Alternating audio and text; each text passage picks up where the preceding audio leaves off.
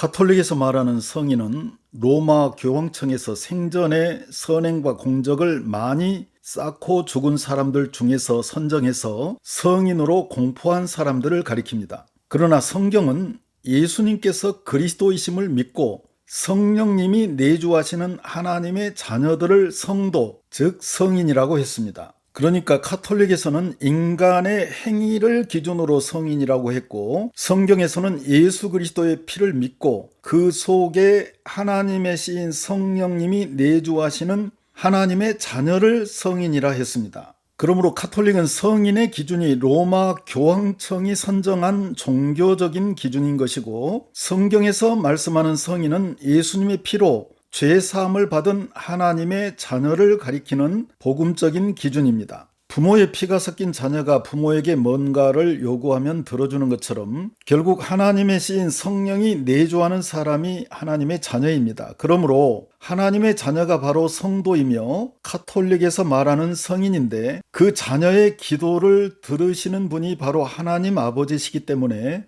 구태여 죽은 형이나 누이의 이름을 사용하지 않아도 살아있는 내가 직접 자녀의 자격으로 얼마든지 아버지께 요구할 수가 있는 것입니다. 하나님의 자녀인 내가 아버지 하나님께 나아가는데 왜 죽은 사람의 중재가 필요하겠습니까? 중보기도라는 것은 내 힘으로 안 되니까 중재자의 도움을 받는 것인데, 기왕 쓰려면 살아있는 사람을 써야지 왜 죽은 사람을 씁니까? 가톨릭에서 그렇게 하는 데는 다 이유가 있습니다. 성인은 죽은 조상인데 결국 거기에 사탄이 개입해서 죽은 조상을 교묘한 방법으로 숭배하게 하는 것입니다. 이것이 바로 가톨릭의 성인 숭배입니다. 그래야 공개적으로 죽은 조상에게 제사를 지낼 수 있기 때문이지요. 결국 성인 숭배는 조상 숭배의 영적인 통로인 셈입니다. 그리고 우리의 중보자는 성인들이 아니라 예수님이신데, 사탄이 조상들을 끌어들여서 중간에 세움으로써 예수님을 보지 못하도록 가리는 것입니다. 그러므로 가톨릭은 정신을 차리고 배후에서 누가 조종하는지 영적 실체를 잘 깨트려 봐야 합니다. 이 모든 것들이 단순한 지식 차원의 잘못된 교리가 아니라 그 배후에 인간의 영혼을 장악하려는 사탄의 깊고 교묘한 영적 의도가 깔려 있다는 사실을 알아야 합니다.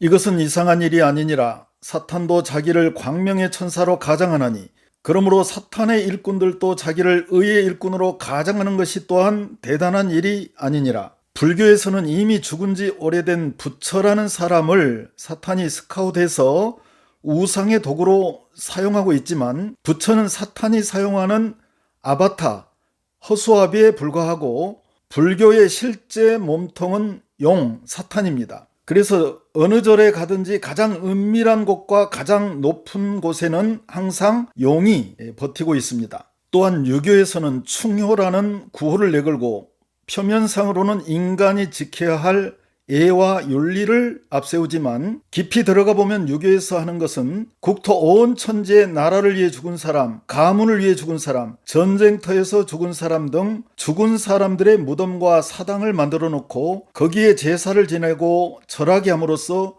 궁극적으로 조상을 빙자해서 사탄을 숭배하도록 하는 것입니다. 더구나 그들은 아무것도 모르는 어린 학생들을 집단으로 끌어다가 견학이니 애절교육이니 하는 명분을 붙여서 단체로 귀신에게, 사탄에게 절을 하게 합니다. 제사에 사탄의 함정이 있습니다. 영적인 비밀을 모르는 일반인들은 사탄이 직접 정체를 드러내지 않고 표면상으로는 조상을 앞세워 인간의 약한 고리를 걸고 넘어지기 때문에 경계하지 않고 속아 넘어가서 절을 할 수밖에 없는 것입니다. 우주와 그 가운데 있는 만물을 지으신 하나님께서는 천지의 주제시니 손으로 지은 전에 계시지 아니하시고, 또 무엇이 부족한 것처럼 사람의 손으로 섬김을 받으시는 것이 아니니, 이는 만민에게 생명과 호흡과 만물을 친히 주시는 이심이라. 인류의 모든 족속을 한 혈통으로 만드사 온 땅에 살게 하시고 그들의 연대를 정하시며 거주의 경계를 한정하셨으니, 이는 사람으로 혹 하나님을 더듬어 찾아 발견하게 하려 하심이로되 그는 우리 각 사람에게서 멀리 계시지 아니하도다. 천주교가 불교와 손을 잡을 수 있는 것은 두 종교 사이에 공통 분모가 있기 때문이며, 또한 천주교가 유교와 손을 잡고 하나님께서 가장 싫어하시는 제사를 그렇게 악착같이 붙잡고 조상에게 절을 하게 하는 것은 천주교, 불교, 유교는 서로 옷만 다르게 입었을 뿐이지 결국 이 세 종교가 섬기는 궁극적 주체가 같기 때문입니다. 동아일보 2000년 5월 25일 사회면입니다. 절하는 추기경, 심산묘소 고유제서 6번 큰절. 천주교 김수환 추기경이 심산 김창숙 선생의 묘소에서 6차례 큰절을 올렸다. 5월 24일 오후 2시 서울 강북구 수유동 독립유공자 묘역 심산묘소 앞 김추기경, 심윤종 성균관대 총장, 이우성 민족문화추진회장 등 20여 명이 심산묘소 앞에 김추기경의 심산상 수상을 알리는 고유제를 드리기 위해 모여섰다. 모두가 제배를 올리는 참신의 시간. 추기경이 과연 큰절을 할 것인가, 간단한 묵념으로 대신할 것인가에 참석자들의 얼굴에 긴장감이 감돌았다. 추기경 비서실은 앞서 추기경께서 어떤 식으로 참배할 것인지는 관례가 없어 전적으로 추기경의 마음에 달렸다고 밝혔고, 추기경의 비서인 김유스티나 수녀는 이에 대해 천주교 장례 방식에 어긋나지 않는다고 밝혔다. 그러나 우리들의 용기 있는 추기경님은 묘소에 분향하고 술을 올린 후 6번 큰절을 했다.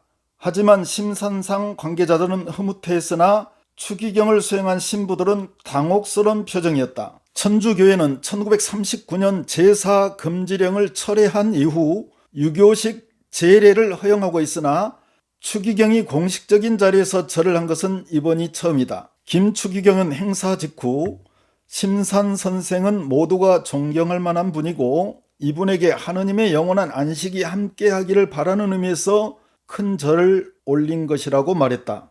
김추기경은 성균관에 보내온 수상 연설문을 통해 저는 천주교 성직자이지만 한국인이기에 제 몸 안에도 어딘가 유교의 피가 흐르고 있다 해도 과언이 아니다 하고 말했다. 또한 그는 조상제사는 미신이 아니라 부모 사후에도 계속 효를 실행하기 위한 것이며 유교가 부모에 대한 효를 통해 천에 대해 대효로 올라가는 상향식이라면 그리스도교는 하느님 아버지께 대한 대효를 바탕으로 부모께 효를 하려는 하향식의 차이가 있을 뿐이며 유교의 인사상과 불교의 대자대비 사상 그리고 그리스도교의 박애 사상으로 생명의 문화를 회복하자고 역설했다. 동아일보 2001년 4월 25일 사회면입니다. 하느님과 공자의 천은 일맥상통해요. 천주교 김수환 추기경이 24일 KBS 1TV 돌의 노노 이야기에 출연, 공자와 천주교를 주제로 강의했다. 김추기경은 공자가 말한 천사상과 천주교의 하느님 신앙 사이에 비슷한 점을 설명하면서 공자는 제자 안현이 죽었을 때 천이 나를 버리셨구나 라고 통곡하는 등 천을 푸른 하늘이 아니라 의지를 가진 절대자로 인식했다고 말했다. 또한 김추기경은 천주교의 인간과는 천을 인정하고 천명을 따름으로써 군자가 될 수 있다는 공자의 가르침과 상통한다고 말하고 노노에 대해 잘 모르지만 유교는 기독교적 세계관과 배치되지 않는다며 출연 의사를 밝혀 이번 강의와 대담이 성사됐다. 그러나 성경은 분명하게 우리에게 말씀합니다. 너희는 믿지 않는 자와 멍에를 함께 매지 말라. 의와 불법이 어찌 함께하며 빛과 어둠이 어찌 사귀며 그리스도와 별리알이 어찌 조화되며 믿는 자와 믿지 않는 자가 어찌 상관하며 하나님의 성전과 우상이 어찌 일치가 되리요. 우리는 살아계신 하나님의 성전이라. 이와 같이 하나님께서 이르시되 내가 그들 가운데 거하며 두루 행하여 나는 그들의 하나님이 되고 그들은 나의 백성이 되리라. 또 내가 들으니 하늘로부터 다른 음성이 나서 이르되 내 백성아 거기서 나와 그의 죄에 참여하지 말고 그가 받을 재앙들을 받지 말라. 그의 죄는 하늘에 사무쳤으며 하나님은 그의 불의한 일을 기억하신지라. 아멘.